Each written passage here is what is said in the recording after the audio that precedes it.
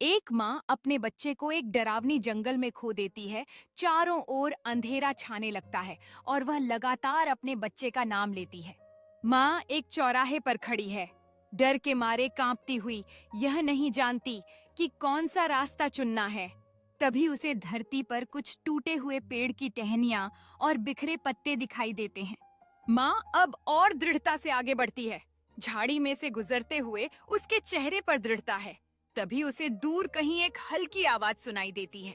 माँ ने झाड़ी में एक छोटी टेढ़ी बालपिन देखी है, जो उसे अपने बच्चे की याद दिलाती है और वह जल्दी से उस दिशा में दौड़ने लगती है। एक रोमांचक क्षण में माँ झाड़ियों से आती हुई आवाज सुनती है और उसका दिल तेजी से धड़कने लगता है। तभी उसे पेड़ों के बीच में एक साया नजर आता है, जो उसके खोए हुए बच्चे का है। माँ अपने बच्चे की तरफ दौड़ती है।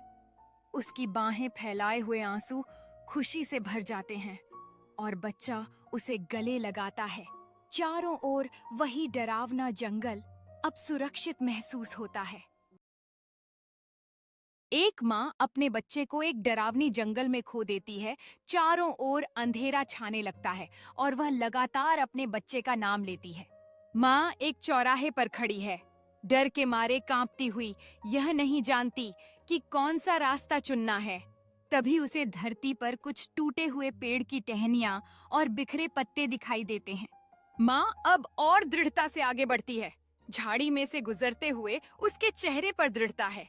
तभी उसे दूर कहीं एक हल्की आवाज सुनाई देती है। माँ ने झाड़ी में एक छोटी टेढ़ी बालपिन देखी है, जो उसे अपने बच्चे की याद दिलाती है और वह जल्दी से उस दिशा में दौड़ने लगती है। एक रोमांचक क्षण में माँ झाड़ियों से आती हुई आवाज सुनती है और उसका दिल तेजी से धड़कने लगता है। तभी उसे पेड़ों के बीच में एक साया नजर आता है, जो उसके खोए हुए बच्चे का है। माँ अपने बच्चे की तरफ दौड़ती है। उसकी बाहें फैलाए हुए आंसू खुशी से भर जाते हैं और बच्चा उसे गले लगाता है। चारों ओर वही डरावना जंगल अब सुरक्षित महसूस होता है।